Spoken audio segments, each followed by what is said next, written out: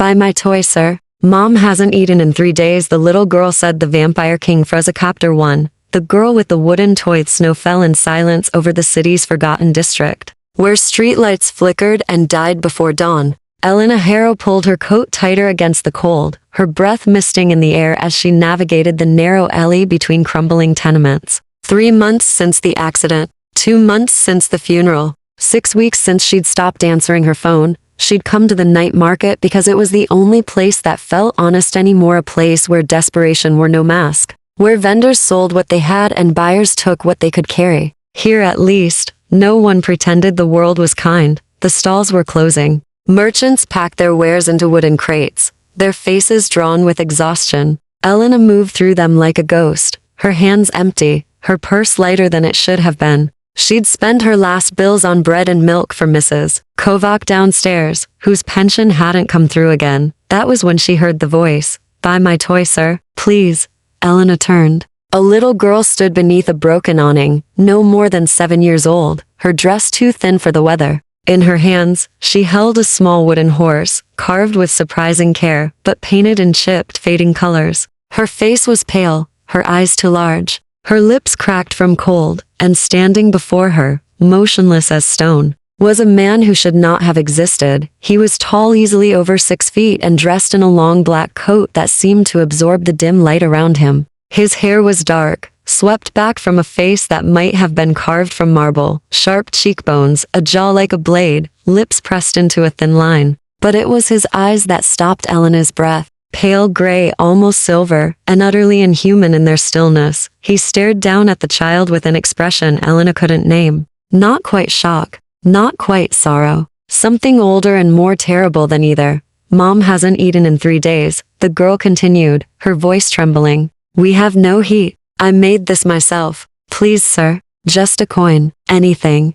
The man didn't move, didn't blink. The air around him seemed to thicken, to grow colder, as though winter itself had gathered at his shoulders. Elena's instincts screamed at her to walk away. This was none of her business. She had her own ghosts to carry, her own ruins to navigate. But the girl's hands were shaking, and the wooden horse was falling apart at the seams. And something about the man's frozen stillness felt like a held breath before a scream. She stepped forward. I'll buy it, Elena said. Both the man and the child turned to look at her. The girl's eyes widened with hope. The man's narrowed with something that might have been warning. You don't want it, he said. His voice was low, cultured, with an accent Elena couldn't place. Old Europe, perhaps. Somewhere that no longer existed on maps. I didn't ask your opinion, Elena replied, reaching into her coat pocket. She had maybe $3 left, enough for bus fare home. She pulled out the crumpled bills and held them toward the girl. Here, take it.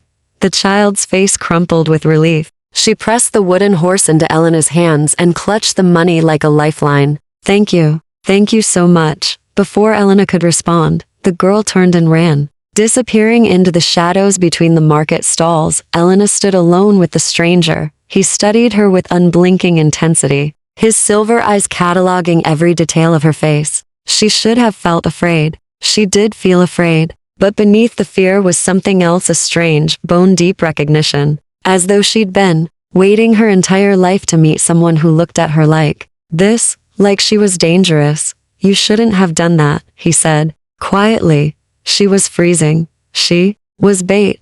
The word hit Elena like cold water. What? But the man was already moving, his hand closing around her wrist with inhuman speed. His skin was ice cold, even through her coat sleeve. They're here. Don't scream. Don't run. If you want to live, you'll do exactly as I say. Let go of me. Quiet. 3 figures emerged from the darkness at the far end of the alley. They moved with the same unnatural grace as the man beside her, their eyes reflecting the dying streetlight like cats. They wore modern clothes, jeans, leather jackets, boots, but there was something ancient in the way they carried themselves. Predators, apex hunters who'd learned to walk among prey. The tallest one smiled, revealing teeth to white and to sharp. Caspian, he said, his voice a purr of mock delight. How good of you to surface. And with such charming company. The man Caspian shifted slightly, placing himself between Elena and the newcomers. His grip on her wrist tightened, not painfully, but with absolute certainty. A claim. This doesn't concern House Draven, Caspian said. Turn back, Everything in this city concerns House Draven, the tall one replied. Especially when the last of House Thorn decides to play hero in our hunting grounds. His eyes slid to Elena, and his smile widened. Is she dinner? Or dessert? Elena's heart hammered against her ribs. Her mouth was dry. Every rational thought in her mind told her to pull away, to scream, to run. But Caspian's hand was a vice, and the three strangers were blocking the only exit. And somewhere deep in her hindbrain, an older instinct whispered a single, terrible truth: they're not human. Neither, Caspian said, his voice dropping to something that resonated in Elena's chest like distant thunder. She's mine. Chapter 2. The blood Accordalina's world had narrowed to 3 points of terrible clarity: the inhuman cold of Caspian's hand around her wrist, the predatory gleam in the stranger's eyes, and the singular, devastating understanding that she had stumbled into something far older and more dangerous than any grief she carried. Yours? The tall stranger House Draven, Caspian had called them, laughed, a sound like breaking glass. Since when does the Hollow King claim pets? Since tonight. Caspian's voice remained level, but Elena felt the tension coiling through his body like a drawn bow. Walk away, Dmitri. This isn't a fight you want. Dmitri tilted his head, considering. His companions flanked him, silent and watchful, their movements synchronized in a way that suggested centuries of hunting together. The Accord gives us rights to the eastern districts. You know this. Every unmarked human here is fair game. She's marked now. I see no blood oath, no binding. Dimitri's smile sharpened. Show us the claim, Thorn, or step aside. For a moment, nobody moved. The snow continued its silent fall, gathering on Elena's shoulders, melting in her hair. She could hear her own heartbeat, loud and frantic in her ears. Could they hear it too? Did they track prey by the thunder of terrified pulses? Then Caspian turned to her, and the look in his silver eyes made her breath catch. There was a question there, an apology, a warning. Do you trust me? He asked quietly. Elena's laugh came out sharp and brittle. I don't even know you. That's not what I asked. She should have said no, should have screamed for help, should have taken her chances with the police, with anything that belonged to the world. She understood. But the three figures blocking the alley weren't moving, and Caspian's hand on her wrist was the only thing keeping her upright. And somewhere beneath the terror was a strange, irrational certainty. He won't let them take me. Yes, she whispered. Something flickered across Caspian's face: surprise, perhaps, or regret. He released her wrist and raised his own hand to his mouth. In one fluid motion, he bit down on his palm, hard enough that Elena heard the skin tear. Blood welled, dark as wine in the dim light. The old way, then, Dmitri said, his voice rich with satisfaction. How traditional.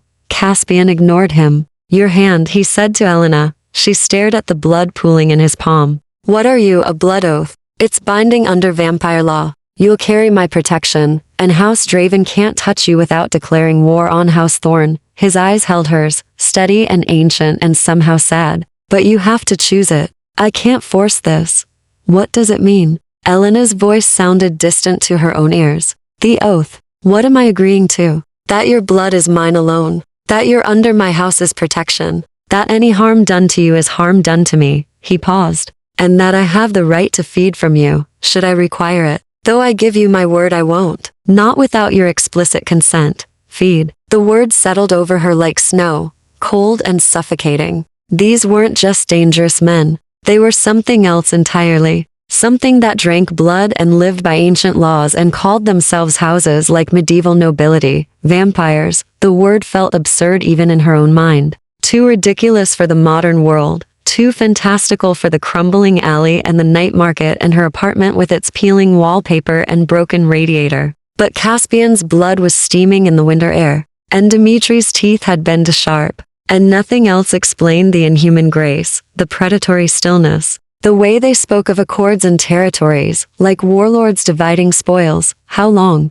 She asked. How long does the oath last? Until you release me from it, or until one of us dies. And if I say no? Caspian's expression didn't change, but something in his eyes went dark. Then I fight them here. I might win, but you won't survive it. Dmitri laughed again. Practical and honest. How refreshing. Though you're forgetting the third option, Thorn. She could come with us instead. House Draven offers generous terms for willing donors. She's not going with you. then show us the bond. Elara looked at the 3 vampires blocking her escape, then at Caspian's outstretched palm, then at the wooden toy horse still clutched in her other hand. The little girl had called him sir, had looked at him with desperate hope. Had this been a trap?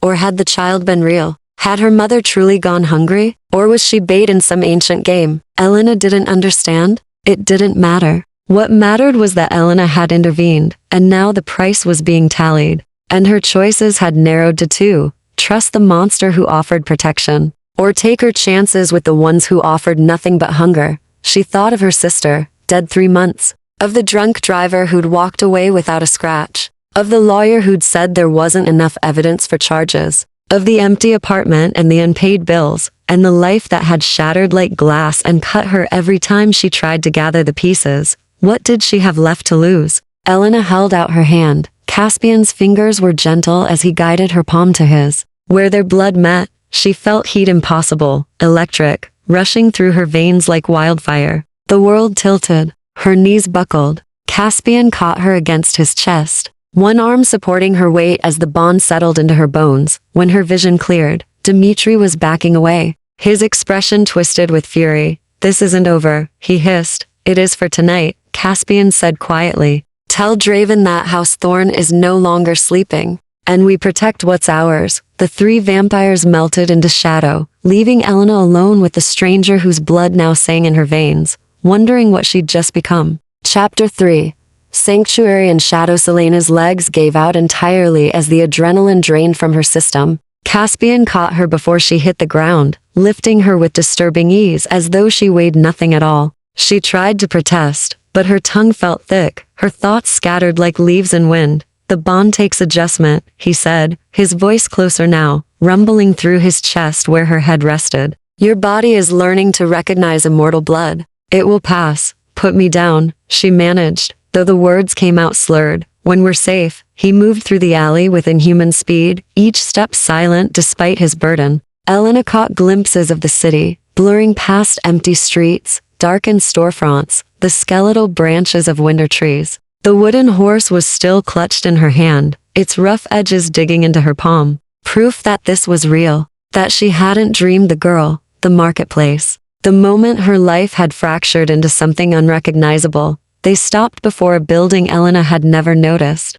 Though she'd walked these streets for years, it stood wedged between a shuttered restaurant and a pawn shop, narrow and tall, its facade decorated with weathered gargoyles and Gothic flourishes that belonged to a different century. The door was heavy oak, bound with iron, and it opened at Caspian's touch without a key. Inside, the air was warmer, but carried the scent of old stone and older silence. Caspian climbed 3 flights of stairs. Elara counted them through her days and shouldered open another door. The apartment was not what she expected. She'd imagined something from a Gothic novel. Velvet curtains, candelabras, perhaps a coffin in the corner. Instead, the space was sparse and clean, almost monastic. Exposed brick walls, dark wood floors, a few pieces of furniture that looked handmade and centuries old. Tall windows covered with blackout curtains so thick no light could penetrate. Books everywhere stacked on shelves, piled on tables, their spines cracked with use. Caspian set her on a leather sofa that had molded itself to human form over generations of use.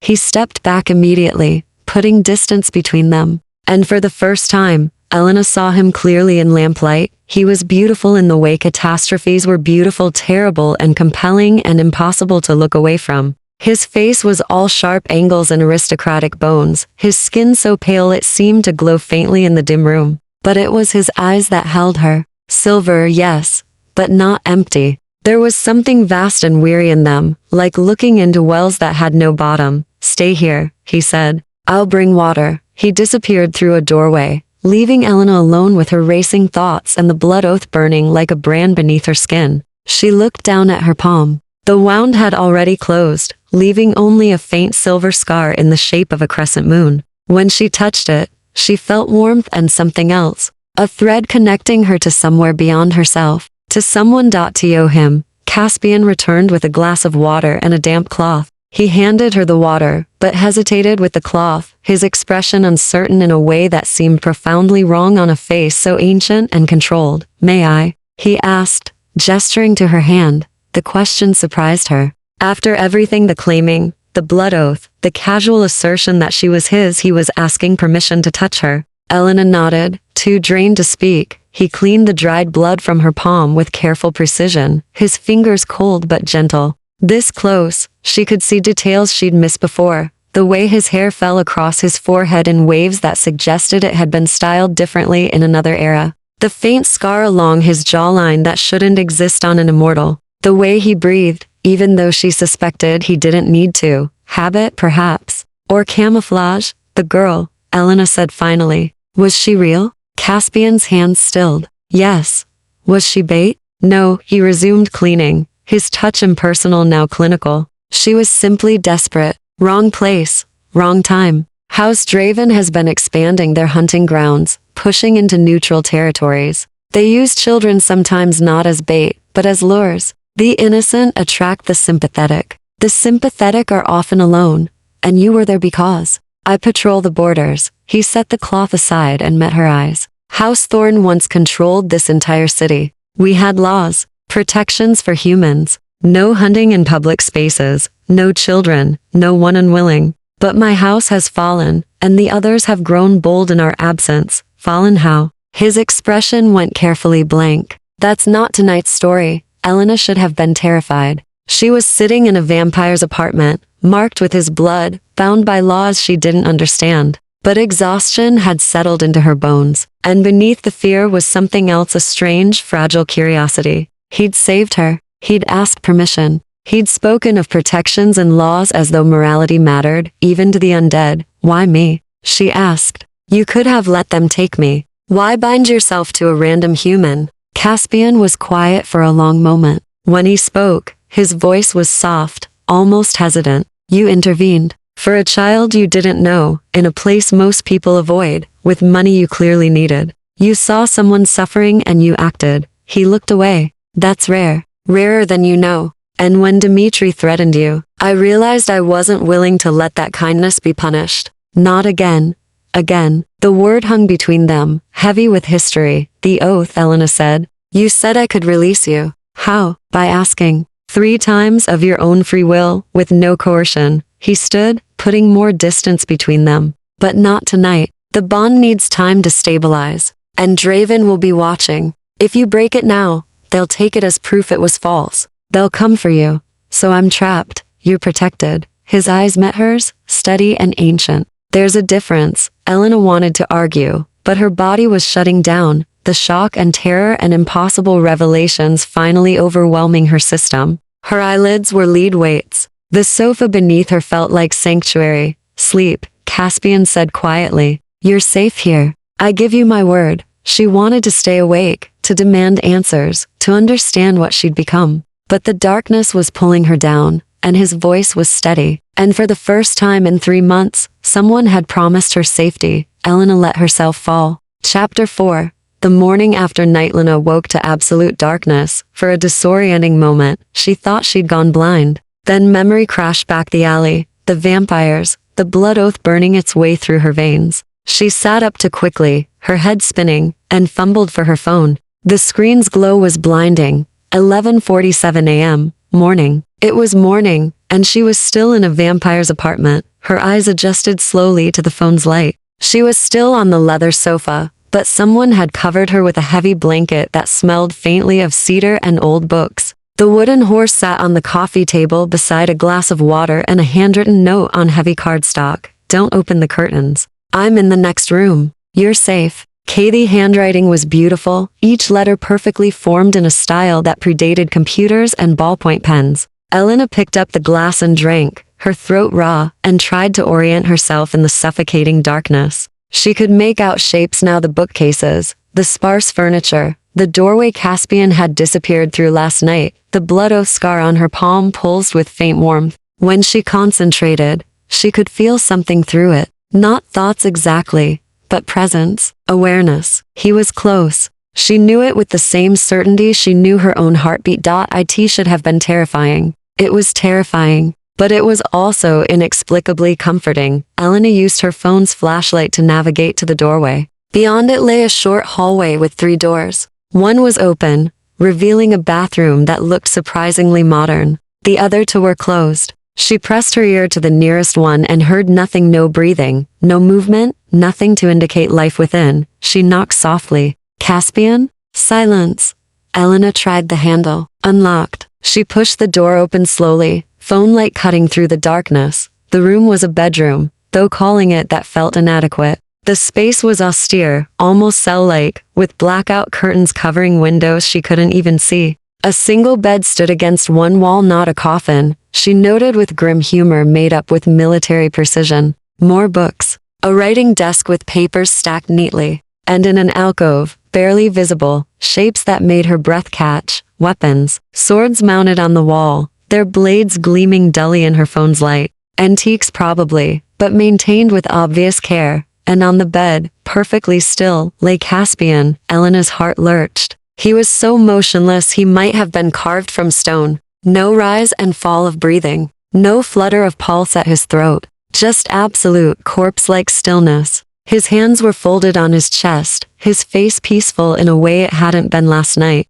He wore the same clothes, black shirt, dark trousers, but his boots were lined up neatly beside the bed. She should leave. This was an invasion of privacy. An intrusion into vulnerability. He probably hadn't meant to show her, but she couldn't move, couldn't stop staring at this creature, who looked so human in repose and so utterly alien in his perfect stillness. I'm not dead, Elena yelped, nearly dropping her phone. Caspian's eyes had opened silver even in darkness, but the rest of him hadn't moved at all. I'm sorry, she stammered. I didn't mean to. The note said you were in the next room, and I wanted to make sure that I hadn't abandoned you. He sat up in one fluid motion, no grogginess, no transition from sleep to waking. I should have been more specific. Vampires sleep deeply during daylight hours. We can be woken, but it takes effort, and it leaves us vulnerable. You looked dead. I am dead. Technically, a ghost of a smile touched his lips. But death is a spectrum, it seems. I'm somewhere in the middle. Elena leaned against the doorframe, her legs unsteady. Seeing him like this, rumpled, unguarded, in what was clearly his private space, made him seem more real somehow. Less monster, more man. It was a dangerous line of thinking. What time is it? He asked. Almost noon. He nodded, unsurprised. You should eat. There's a kitchen through the main room, left door. I keep human food for, well, for situations like this. He stood, moving to the weapons alcove. I need to make some calls. Check the territorial lines. Draven won't let last night go unanswered. How long do I have to stay here? The question came out sharper than she'd intended. Caspian paused, his back to her, one hand resting on a sword hilt. As long as it takes to ensure your safety, he said quietly. You're bound to me now. That makes you a target. House Draven will test the bond, try to prove it false, or force me to break it. If I can't protect you, they'll consider House Thorn too weak to challenge. And then, he trailed off. Then what? He turned to face her, and the weight in his silver eyes made her chest tighten. Then the fragile peace in the city shatters, and humans become prey again. Open season. No rules. No sanctuary. Just hunger. Elena thought of the little girl. Of Mrs. Kovac downstairs in her apartment building. Of every person who walked these streets at night, unaware of what watched them from the shadows. How did it get this bad? She asked. You said House Thorn had laws. What happened? We were betrayed. The words came out flat, emotionless. By someone I trusted. My house was destroyed in a single night. I've been rebuilding for 50 years. But, he gestured at the sparse room, the solitary existence. I'm the last of my bloodline. One vampire against 4 houses. Not exactly favorable odds.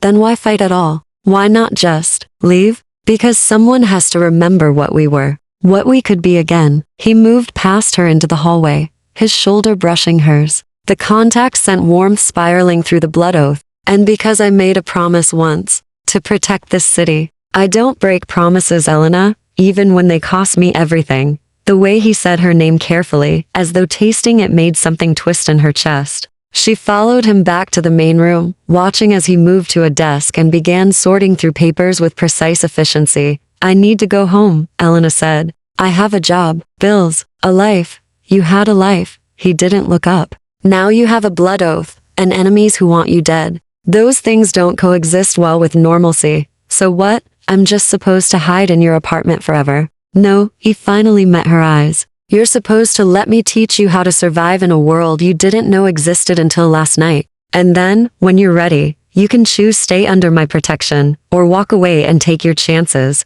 You said I couldn't break the oath yet. I said not immediately. Give it a week. Let the bond stabilize. Learn the rules. And then, he returned to his papers, dismissing her. Then you can make an informed choice. A week. 7 days trapped with a vampire who spoke of betrayal and broken houses and promises that cost everything. 7 days to learn how to survive in a world of blood and shadow. Elena looked at the blood oath scar on her palm, glowing faintly in the darkness. She thought of her empty apartment, her dead-end job, the life she'd been sleepwalking through since her sister's death. Maybe normal wasn't worth fighting for anymore. Maybe survival was enough. Chapter 5. Lessons in Blood and Darkness. Kitchen was smaller than Elena expected, tucked into a corner of the apartment like an afterthought. But it was stocked with surprising thoroughness: fresh bread, eggs, coffee, fruit that looked recently purchased. She found herself standing in front of the open refrigerator, staring at its contents with a strange sense of displacement. A vampire had bought groceries for her. I have someone who shops for me, Cassian said from the doorway, making her jump. Mrs. Chen. She's 83 and thinks I work night shifts at the hospital. She leaves supplies twice a week and takes cash from the envelope I leave on the counter. She doesn't ask questions. Does she know what you are? She knows I'm not entirely human. But she's practical. I keep the building safe, and she keeps me fed with information about the neighborhood. He leaned against the doorframe, watching her with unsettling focus. Make whatever you like. I'll be in the study when you're finished. We have work to do. He disappeared before she could ask what kind of work. Elena made coffee and toast, her hands moving through familiar motions while her mind raced. The normalcy of it felt absurd: butter melting on bread, steam rising from a mug. The small domestic rituals of breakfast, while somewhere beyond these walls, vampire houses plotted and hunted and ruled a city that had no idea it was conquered. She found Cassian in a room she hadn't noticed last night, lined floor to ceiling with books that smelled of age and carefully preserved paper. He sat at a massive desk covered in maps, some modern, some that looked centuries old, their edges yellowed and cracking. He'd changed clothes, a fresh black shirt, sleeves rolled to his elbows, revealing forearms marked with scars she hadn't seen before. Long, pale lines that suggested violence survived. Sit, he said, not looking up. Elena took the chair across from him. What are those? Territorial maps. Every house in the city has claimed districts. Some overlap, which causes disputes. Some are neutral ground, though that's becoming rarer. He tapped a section of the map marked in red. This is Draven territory. They control the docks, the warehouse district, and most of the eastern neighborhoods. They trade in blood-willing donors, mostly, but they're not particular about consent when supplies run low. That's horrifying. That's restrained, by their standards. 50 years ago, they'd hunt in packs through residential streets. Now they at least maintain the pretense of civilization. He indicated a blue section. House Corvus. Old money, literally. They've been here since the city's founding. Conservative, traditional, mostly keep to themselves in the historic district. Then there's House Sylvain. He pointed to green markings, younger, barely a century old. Tech money. They run nightclubs and trade in information. And the fourth? His finger moved to black markings that spread across the map like ink stains. House Nightfall. The oldest. The most dangerous. They answer to no accord, respect no boundaries. Their territory is wherever they decide to hunt. Elena studied the map, noting the gaps. Where's your territory? Gone. The word was quiet. This building. A few safe houses I've managed to keep hidden. Everything else was claimed or destroyed when House Thorn fell. How did one house destroy an entire bloodline? Caspian's jaw tightened. He set down the pen he'd been holding and finally looked at her directly. Because they had help from inside. Because I was arrogant enough to believe in loyalty. Because I loved someone who loved power more than truth. The pain in his voice was raw, unguarded. Elena's breath caught. Caspian, her name was Morgana. She was my second, my advisor. The closest thing I had to family after my maker died. His hands curled into fists on the desk. She went to House Nightfall and offered them everything: our safe houses, our financial networks, the names of every vampire loyal to Thorn. In exchange, they made her a house mistress, gave her territory and title, and he stopped, his expression shuddering. I escaped. Barely. Everyone else died. The silence that followed was heavy with ghosts. Elena found herself reaching across the desk, her hand covering his, before she could think better of it. His skin was cold, but the blood oath warmed between them. A tangible connection. I'm sorry, she said quietly. He looked at their joined hands as though they were something foreign. Something he'd forgotten the meaning of. Don't be. It was 50 years ago. I should have moved past it by now. Betrayal doesn't have an expiration date. Something shifted in his expression, surprise, perhaps, or recognition. He didn't pull away from her touch. You sound like you know something about it. Elena withdrew her hand, the moment of connection breaking. My sister. She was killed by a drunk driver 3 months ago. He was a city councilman's son. Rich family, expensive lawyers. They made it disappear. Said she was jaywalking, that she'd been drinking too, that it was as much her fault as his. The words tasted bitter. The people who were supposed to fight for her, the prosecutors, the judges, they all looked the other way. So, yes, I know about betrayal. Cassian studied her with new intensity. That's why you intervened last night. You couldn't save your sister, so you saved a stranger's child, maybe. Or maybe I'm just stupid enough to think fairness should matter. It's not stupid. He stood, moving to the window where daylight pressed against the blackout curtains like a living thing trying to get in. It's rare and dangerous, and exactly the kind of thinking that got my house destroyed. He turned back to her. Which is why you need to learn to protect yourself. The blood oath marks you as mine, but it won't stop a determined enemy. You need to know the rules, the houses, the ways vampires hunt and kill. You need to be able to recognize threats before they strike. You're going to teach me to fight vampires. I'm going to teach you to survive them. Fighting comes later. He gestured to the maps. First lesson: territories and safe zones. Every house has places they don't hunt: churches, hospitals, schools.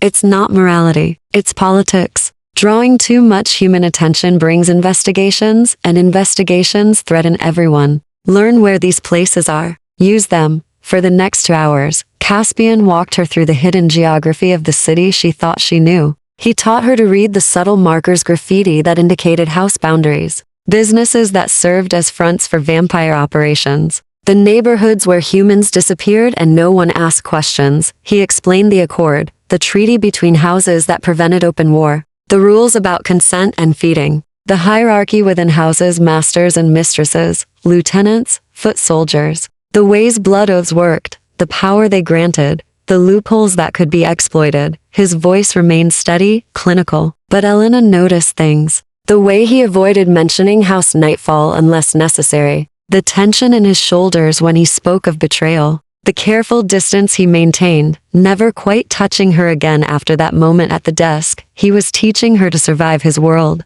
but he was also, she realized, teaching her to survive him. Why are you doing this? She asked finally, when exhaustion made her head swim with information. Really, you could have let Draven take me. You could have made the oath and locked me away somewhere safe and ignored me. Why teach me anything? Cassian was quiet for a long moment. Because you asked if you could trust me, he said finally. And I want the answer to be yes. Even if trust is the most dangerous thing I can offer you. Outside, hidden behind blackout curtains, the sun began its slow descent toward evening. And in the shadows of a vampire's sanctuary, Elena felt the first threads of something fragile and impossible beginning to weave between them, something that felt dangerously like hope. Chapter 6. The hunter's circle. Darkness fell like a curtain, and Cassian changed with it. Elena watched from the sofa as he moved through the apartment with renewed energy, the daylight lethargy burning away like morning fog. He opened the blackout curtains with careful precision, revealing windows that looked out over a city transformed by night: neon signs bleeding color into wet streets, shadows deep enough to hide anything. Everyone. They'll come tonight, he said, his back to her. Draven won't wait. They'll want to test the bond, see if it's real or if I'm bluffing. Elena's stomach nodded. How? By threatening you. By making me prove I'll fight for you. He turned, and his eyes had changed brighter, more silver, reflecting light like an animal's. You need to stay close to me. Don't leave my side. Don't engage with anyone. Don't accept anything offered to you. Vampire hospitality is a trap. Everything is negotiation, and you don't know the rules well enough yet to play. So I'm just supposed to stand there while they what? Threaten me? Try to kill me? Yes. His voice was flat. Because if you react, if you show fear or anger, or try to defend yourself, they'll use it against us. They'll claim you're not truly under my protection, that the oath is incomplete. Vampires respect strength, Elena. Silence is strength. Trust is strength. Trust in you. Yes. She wanted to argue, to insist she could handle herself, but the memory of Dimitri's too sharp smile and inhuman speed stopped her. She'd stumbled into a world with rules she didn't understand, where her instincts might get her killed. If she was going to survive this, she had to let Cassian lead, even if every independent bone in her body screamed against it. Where are we going? She asked.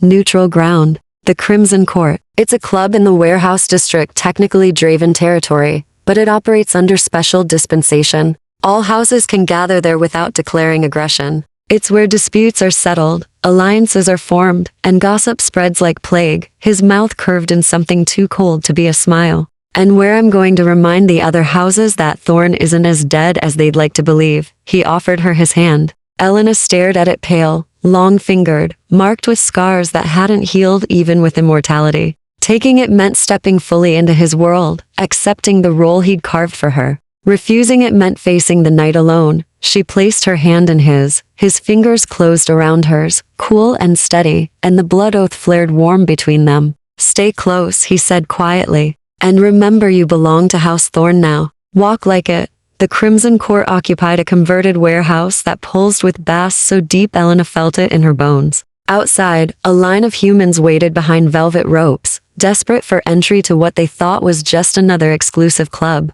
They had no idea what waited inside. Cassian bypassed the line entirely, his hand firm around Elena's. The doorman, massive, dead-eyed, definitely not human, took one look at Cassian and stepped aside without a word. Inside, the air was thick with smoke and something else Elena couldn't name. Something that made her skin prickle and her pulse race. The crowd was mixed, humans dancing with abandon, lost in music and whatever they'd been drinking, and vampires watching from the edges with predatory patience. She could tell them apart now. The vampires moved differently, to fluid, to precise. Their skin was too pale or too perfect. And their eyes, God, their eyes tracked the humans like wolves counting sheep. Cassian led her through the crowd, his presence parting people like a blade through water. Heads turned. Conversations stopped. Elena felt the weight of dozens of inhuman gazes settling on her, assessing, calculating. Cassian Thorn. The voice cut through the music like breaking glass. What an unexpected pleasure.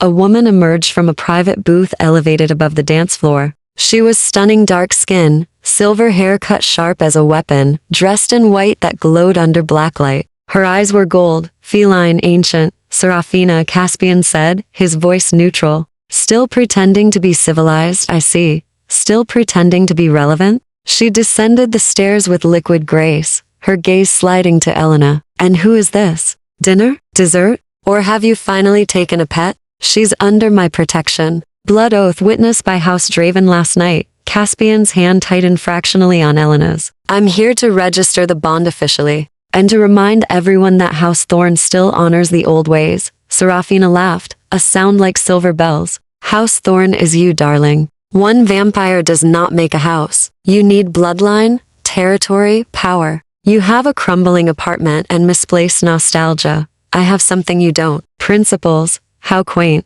She circled them slowly, her golden eyes never leaving Elena's face. She's pretty.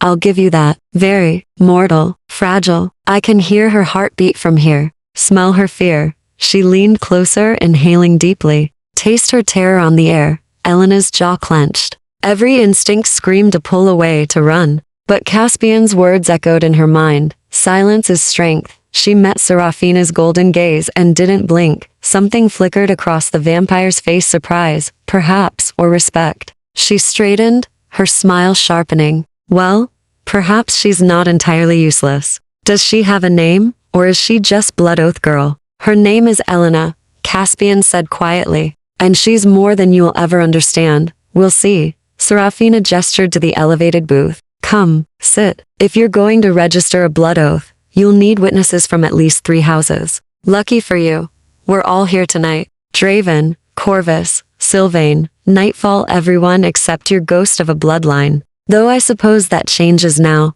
doesn't it? If the oath holds, They followed her up the stairs. The booth overlooked the entire club, a throne room in miniature. Already seated were vampires Elara recognized from Caspian's descriptions, a man in an expensive suit with Corvus's traditional bearing, a young woman with Sylvain's tech modern aesthetic, and her breath caught in the deepest shadows of the booth set a figure that seemed to draw light into itself and give nothing back. Male, she thought, though it was hard to tell. Beautiful and terrible, ancient and ageless, with eyes that were pure black, no white, no iris, just endless void. Nightfall. Caspian's entire body went rigid. His hand crushed Elara's, the blood oath burning hot enough to make her gasp. Caspian, the shadow thing said, its voice like velvet over broken glass. It's been so long. How is our dear Morgana? The temperature in the booth dropped 10 degrees, and Elara realized with cold certainty that the night had just become far more dangerous than she'd imagined.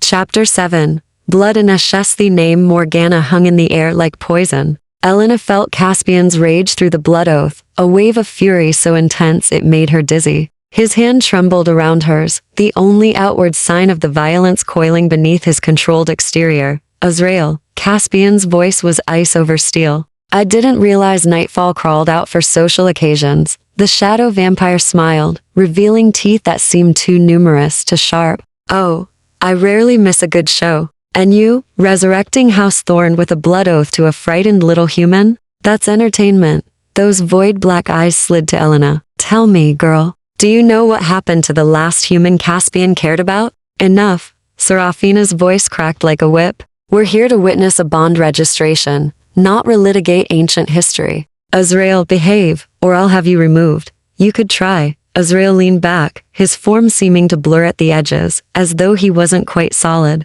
But please, continue. I'm fascinated to see if this bond is real or just another of Caspian's desperate gambits. Dimitri materialized from the crowd below, climbing the stairs with 3 other Draven vampires flanking him. His smile was predatory. House Draven contests the bond. We witnessed no proper ritual, no blood oath ceremony, just a rushed claiming in an alley. That's not sufficient under the accord. The accord requires only 3 elements, Caspian said, his voice deadly calm. Willing exchange of blood, verbal claim, and acceptance by the protected party. All were met. Were they? Dimitri turned to Elara, his eyes gleaming. Tell us, human, did you accept willingly? Or were you coerced by threat of death? Every eye in the booth fixed on her. The music from below seemed distant, muffled, as though the world had narrowed to this moment. Elena's heart hammered against her ribs. This was the test, the trap. If she showed fear, if she hesitated, they'd tear the bond apart, and Caspian with it. She thought of his hand around hers in the alley. Do you trust me? She thought of the little girl, the wooden horse, the choice between monsters. She thought of her sister, dead because the powerful had decided her life didn't matter. Elara stepped forward, pulling her hand free from Caspian's. She felt his shock through the bond, but she didn't look at him. She looked at Dimitri, at Azrael, at every vampire in the booth who thought she was prey. I accepted willingly, she said, her voice steady. Caspian Thorn offered me protection when House Draven would have killed me for the crime of showing kindness to a child.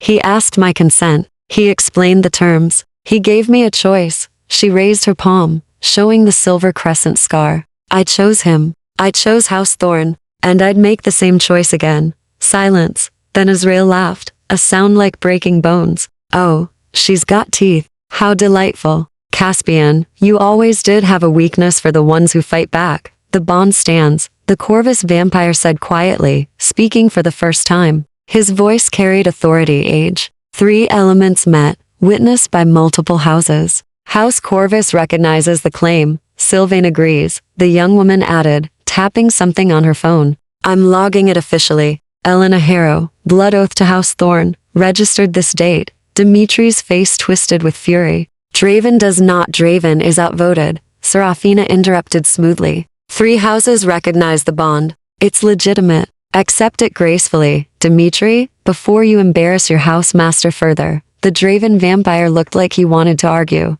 but Serafina's golden eyes held a warning. He nodded stiffly and retreated down the stairs, his companions following. Caspian moved to Elena's side, his hand finding hers again. Through the bond, She felt his astonishment, his pride, and beneath it all, something warmer and more dangerous. Well played, Serafina said, raising a glass filled with something too dark to be wine. To House Thorn. May its resurrection be less painful than its death. The other vampires drank. Elena noticed Azrael didn't touch his glass. He simply watched Caspian with those bottomless black eyes, smiling like he knew a secret. One more thing, Azrael said, as Caspian turned to leave. Morgana sends her regards. She's quite interested in your new pet. Says she'd love to meet her. Catch up on old times. Caspian went utterly still. When he spoke, his voice was barely human. Tell Morgana that if she comes within a mile of Elena, I'll finish what I should have done 50 years ago. Is that a threat against a house mistress?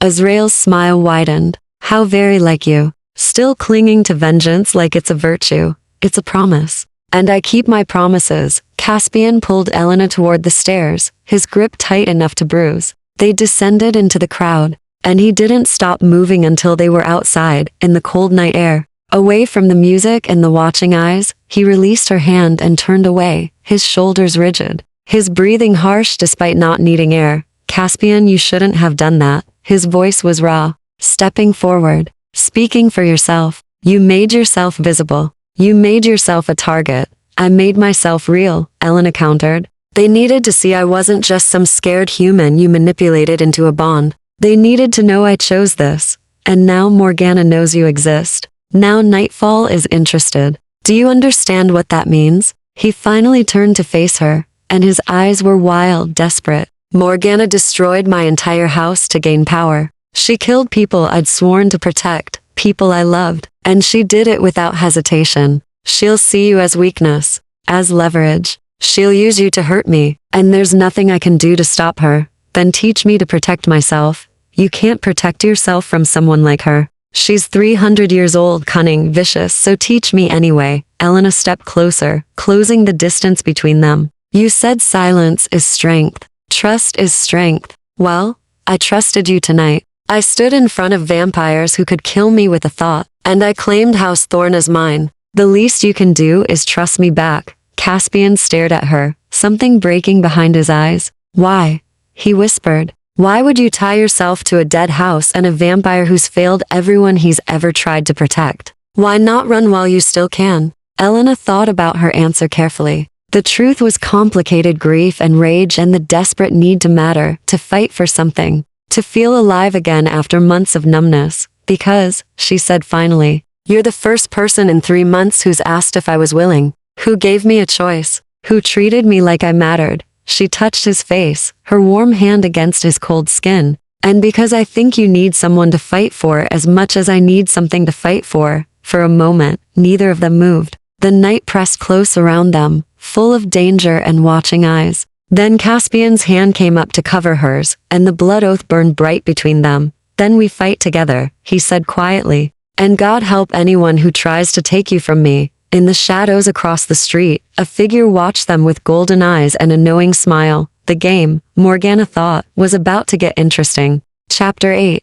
The first lesson in survivality returned to the apartment in tense silence. Caspian's awareness spread like a net around them, checking shadows, scanning rooftops, listening for footsteps that moved too quietly. Elena felt his vigilance through the blood oath, a constant, thrumming alertness that never quite settled. They're not following us, she said, as he locked the door behind them with 3 separate deadbolts. Not yet. He moved to the windows, checking each blackout curtain with methodical precision. But Morgana knows where I live. She knows every safe house I've ever used. Staying here tonight is a calculated risk. Then why are we here? Because running looks like weakness. And because I need to prepare you for what's coming. He turned to face her, his expression grim. Morgana won't strike directly. She'll send others, Nightfall foot soldiers, maybe hired humans who don't know what they're working for. She'll test our defenses, probe for weaknesses. We have maybe 48 hours before the real attack comes. Elena's stomach dropped. 2 days? If we're lucky. He moved to the weapons alcove in his bedroom, returning with 2 long daggers sheathed in worn leather. Do you know how to fight? I took a self-defense class in college. His expression suggested what he thought of that. Mortal self-defense won't help you against vampires. We're faster, stronger, and we don't feel pain the way you do. But we do have weaknesses. He set the daggers on the coffee table. Silver slows us. Not fatally, but enough to give you an advantage. Wooden stakes are more legend than fact. They'll hurt us, but they won't kill us unless you destroy the heart completely. Beheading works. Fire works. Sunlight is the most effective, but you won't have access to that in the moment. Elena picked up one of the daggers. It was heavier than she expected, the blade etched with symbols she didn't recognize. What are these? Old language. Binding runes. That blade was forged by a vampire hunter centuries ago. It's one of the few things I managed to save when House Thorn fell. His voice went distant. It belonged to someone I cared about. Someone who believed vampires and humans could coexist peacefully. What happened to them? Morgana killed her. Used her as an example of what happens when vampires go soft. His jaw tightened. She was right. I did go soft. And everyone I loved paid the price. Elena set the dagger down carefully. Teaching me to fight won't make you soft. It makes you smart, or it makes you a target with slightly better odds of survival. He picked up the second dagger, moving behind her. Hold the blade like this, firm grip, but not so tight you can't adjust. Vampires are fast, so you won't get many strikes. Make each one count. He guided her hands into position, his body close enough that she could feel the cold radiating from him. His fingers were gentle but precise, adjusting her stance, her balance, the angle of the blade, the throat, he said quietly, his breath against her ear. That's your primary target. We can heal most wounds, but severing major blood vessels takes time. It gives you seconds to run. His hands moved to her shoulders, shifting her weight. The eyes. We need them to track you. Blind us and you gain advantage. His palm pressed against her lower back. And if you're desperate, if there's no other choice, the heart, you'll need to strike hard enough to pierce the ribcage. Most humans can't generate that much force, but if you use our momentum against us, if you position the blade correctly, he stepped back, leaving her aware of her own breathing, her own heartbeat. The space where his cold presence had been. Practice the motions, he said, slow at first. Muscle memory matters more than speed initially. For the next hour, Elena practiced strikes while Cassian corrected her form with professional detachment. Thrust, withdraw, reset, angle, leverage, follow through. Her arms ached. Sweat dampened her shirt despite the cool air. But gradually, the movements became smoother, more natural, better. Cassian said finally, you won't win a direct fight, but you might survive one long enough for help to arrive. Help meaning you. Yes. He took the dagger from her, returning both blades to their sheaths. The blood oath works both ways. If you're in danger, if your life is threatened, I'll know. I'll feel it. Distance doesn't matter. I could be across the city and I'd still sense your distress. Elena rubbed her sore shoulders. That sounds invasive. It is. Blood oaths aren't meant to be comfortable. They're meant to be absolute. He moved to the kitchen, returning with water and what looked like dried meat. Eat. You need to maintain your strength. She accepted the offering, suddenly aware of how hungry she was. The jerky was surprisingly good, expensive, probably organic. You take good care of your blood oath humans. You're the first in 50 years. The admission hung between them. Elena set down the jerky, studying him in the lamplight. His face was carefully neutral, but she was learning to read the small tells, the tension in his jaw. The way his hands never quite stilled, the shadow that passed through his eyes when he thought she wasn't looking. Why me? She asked. Really? There must have been other opportunities over the years.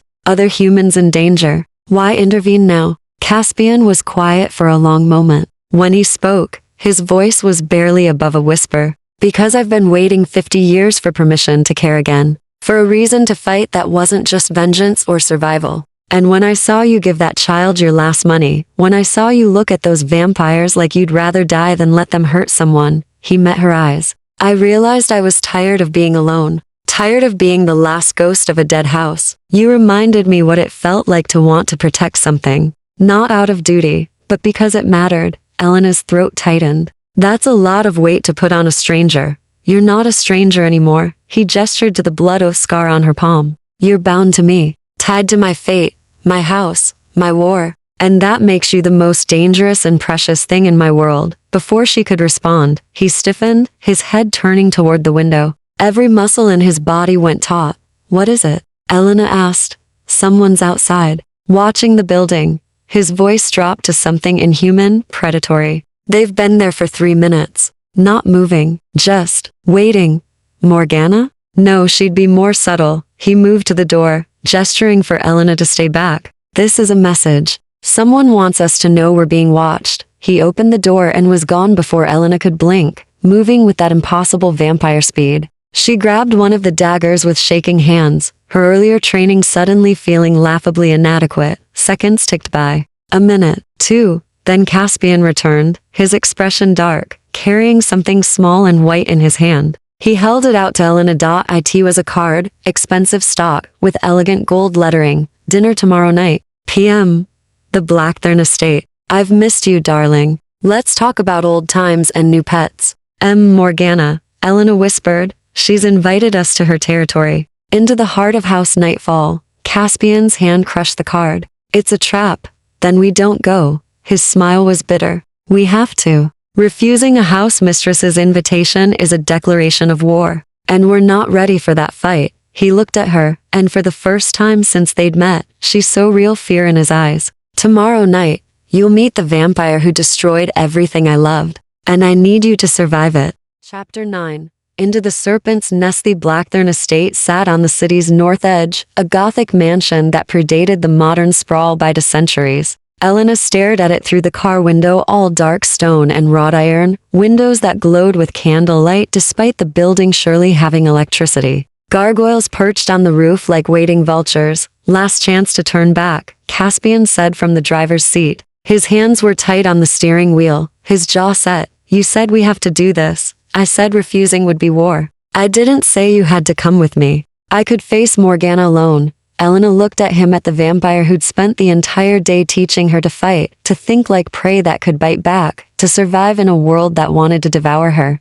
He'd been patient, thorough, and beneath his controlled exterior, terrified. Not of Morgana. Of losing someone again. The blood oath goes both ways, Elena said quietly. If I'm in danger, you feel it. That means if you go in there alone and she uses me as leverage from a distance, you're compromised. Better we face this together. His fingers flexed on the wheel. You're too clever for your own good. You say that like it's a bad thing. In this world, it might be. He finally looked at her, and the raw emotion in his silver eyes made her breath catch. Stay close to me in there. Don't eat or drink anything. Don't accept any gifts. Don't make any promises, even casual ones. Morgana will twist every word, every gesture. She's had 300 years to perfect manipulation. What does she want? To hurt me. To prove she was right, to betray House Thorn. To show everyone that caring about humans makes vampires weak. His voice went cold. And to take everything I value. Again.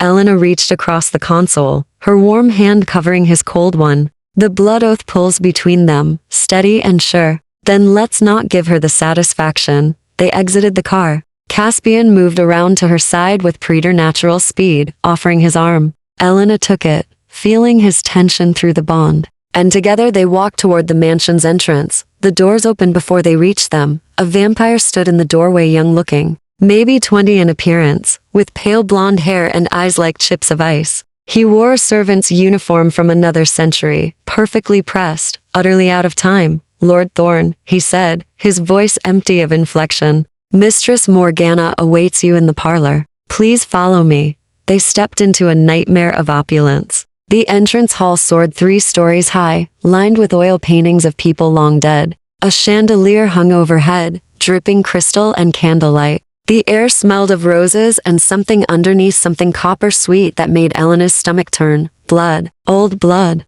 Soaked into the floors and walls over centuries. The servant led them through hallways that twisted like a maze. Past doors that were definitely closed for a reason. Through rooms where other vampires watched from the shadows with gleaming eyes. Elena counted at least 15 before she stopped trying. They were outnumbered, surrounded, walking into a predator's den with nothing but a blood oath and Caspian's crumbling reputation for protection. The parlor was smaller than Elena expected, almost intimate. A fire crackled in a marble fireplace. Antique furniture upholstered in deep crimson created conversation spaces. And in the largest chair, positioned like a throne, sat the woman who'd destroyed Caspian's world. Morgana was beautiful in the way poisonous things were beautiful, striking and deadly and impossible to look away from. She had dark hair that fell in waves past her shoulders, skin like porcelain, and eyes the color of amber. Her dress was modern but elegant black silk that probably cost more than Elena's annual rent. She looked 30, maybe, but her eyes were ancient. She smiled when she saw Caspian, and it was warm, genuine, utterly terrifying. Caspian, she said, rising with fluid grace. It's been too long, darling. You look well. Solitude agrees with you, Morgana. His voice was flat, emotionless. I received your invitation. So formal. After everything we were to each other. She moved closer, her gaze sliding to Elena with predatory interest. And this must be the little human everyone's talking about. The one who resurrected House Thorn with nothing but bold words and stubborn loyalty. She extended her hand. I'm Morgana. Pleased to meet you. Elena knew better than to shake. She inclined her head slightly, keeping her hands at her sides. Elena?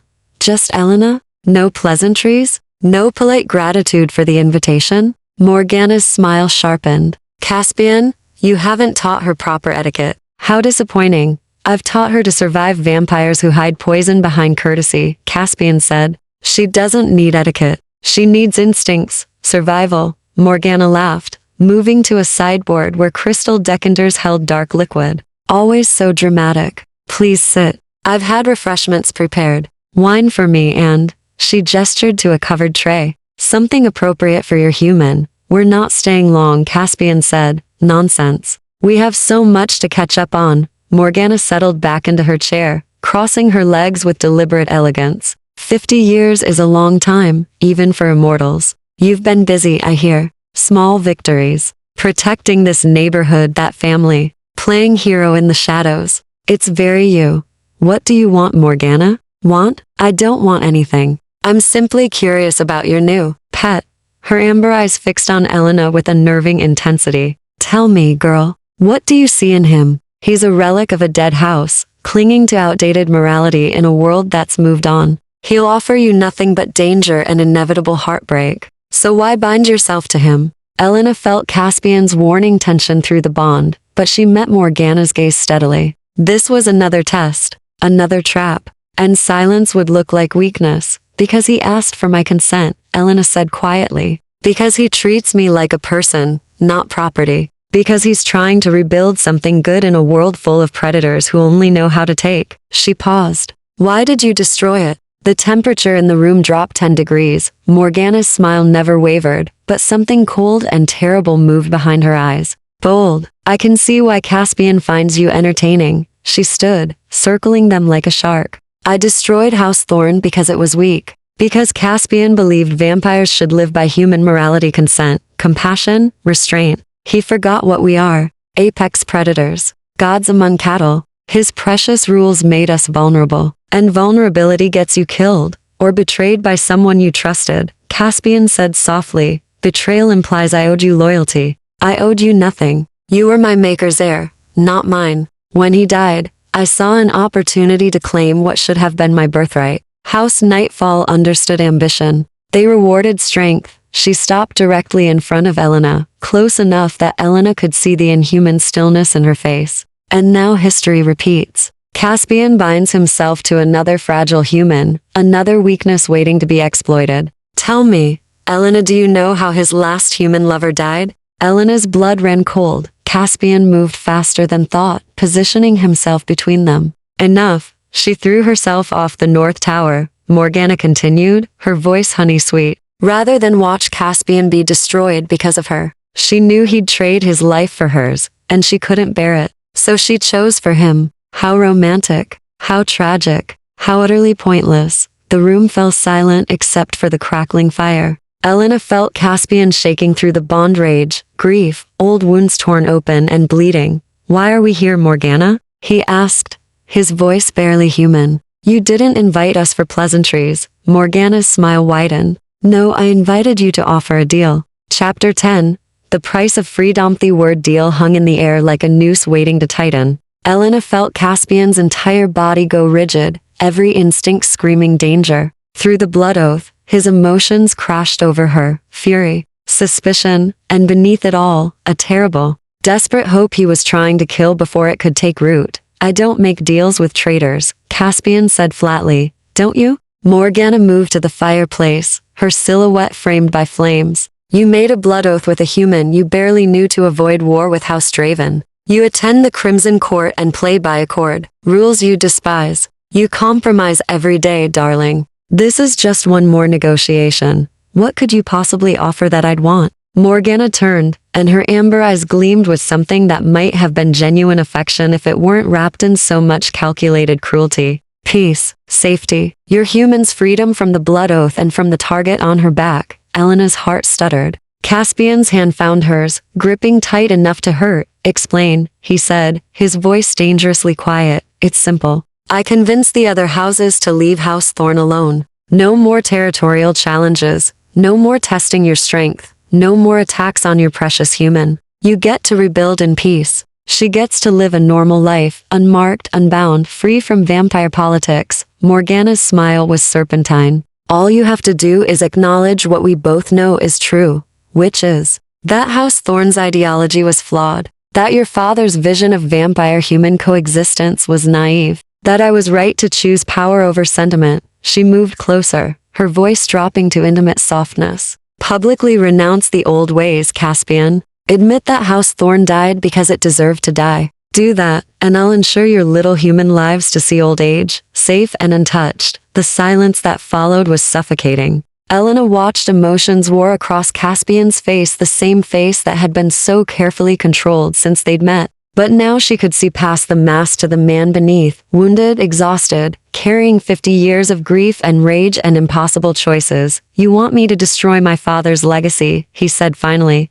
Everything he built, everything he believed in. You want me to call him a fool in front of the entire vampire community. I want you to tell the truth. He was a fool, a brilliant, idealistic, noble fool, who got himself killed and nearly took you with him. Morgana's voice softened. I cared about him too, you know. I served him for a century. But caring doesn't change facts. His vision failed. You're the proof one vampire alone, fighting a losing battle against houses that will eventually grind you to dust. And if I refuse, then the attacks continue. Draven will test your defenses. Sylvain will dig into your finances. Corvus will quietly support your enemies because stability serves their interests. And Nightfall. She smiled. Well, I can only protect you from my own house for so long. Azrael finds you amusing now, but amusement fades. Eventually, he'll grow bored and decide to finish what we started 50 years ago. Elena felt Caspian's grip on her hand tighten until the blood oath burned.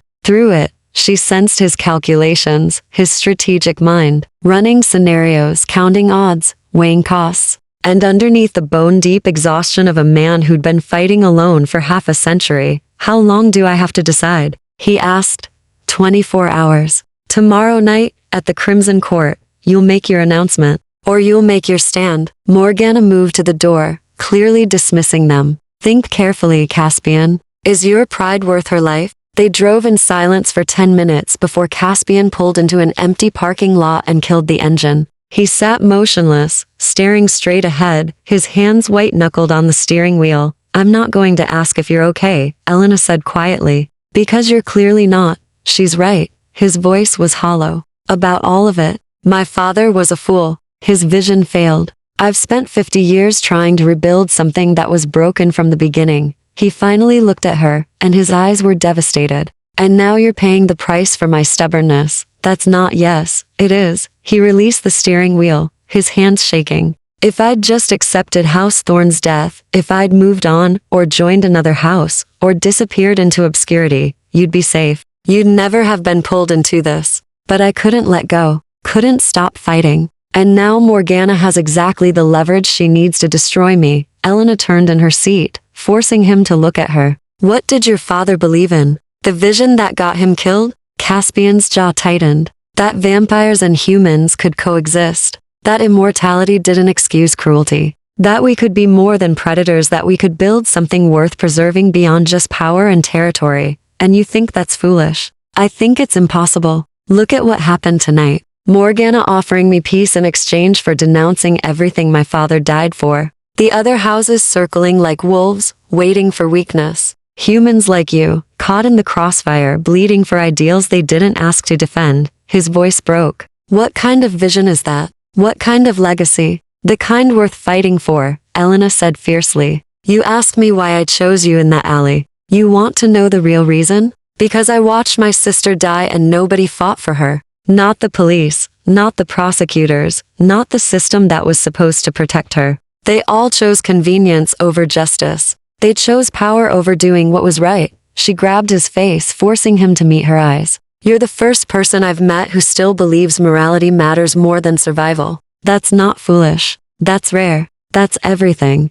Elena, you asked if I trust you. I do. But do you trust me enough to let me choose? She held up her scarred palm, the blood oath glowing faint silver in the darkness. Morgana's offering me freedom, normal life, safety, and I'm telling you, I don't want it. Not if it means you have to destroy who you are. Not if it means proving her right. You don't understand what you're saying. The attacks will get worse. House Nightfall will come whether you denounce your father or not. You know that. Morgana isn't offering peace. She's offering a different kind of war, one where you fight yourself instead of her. Elena's voice gentled. You've been alone for 50 years. Let me stand with you. Let House Thorn be more than just you. Caspian stared at her like she was something impossible, something that shouldn't exist. Why would you risk your life for a dead vampire's dream? Because it's not dead if you're still fighting for it. Because someone has to believe the world can be better than it is. And because, she paused, the truth catching in her throat. Because 3 months ago I wanted to die. I wanted to follow my sister into whatever comes after. And you gave me a reason to fight instead. Maybe your father's vision isn't about vampires and humans coexisting. Maybe it's just about giving a damn when everyone else has stopped trying. The silence stretched between them, heavy with decision and consequence. Then Caspian's hand covered hers, the blood oath flaring bright and warm. If we do this, he said quietly, if we refuse Morgana's deal, we're declaring war. Not just on Nightfall, but on the entire power structure that's ruled this city for 50 years. We'll have enemies on every side. We might not survive. Then we go down fighting, Elena said. Together. He pulled her across the console, his cold arms wrapping around her, his face buried in her hair. For a moment he was just a man who'd been alone too long, holding on to something fragile and precious and terrifying. Thank you, he whispered against her temple, for being foolish enough to believe. Elena felt his words resonate through the blood oath, sinking into her bones like a vow. Tomorrow night, they would face Morgana at the Crimson Court. Tomorrow night, they would choose honor over safety, principle over survival. Tomorrow night, House Thorn would rise from its ashes or burn completely in the attempt. But tonight, in this quiet moment, they were simply two people who'd found each other in the darkness and decided the light was worth fighting for, even if it cost them everything.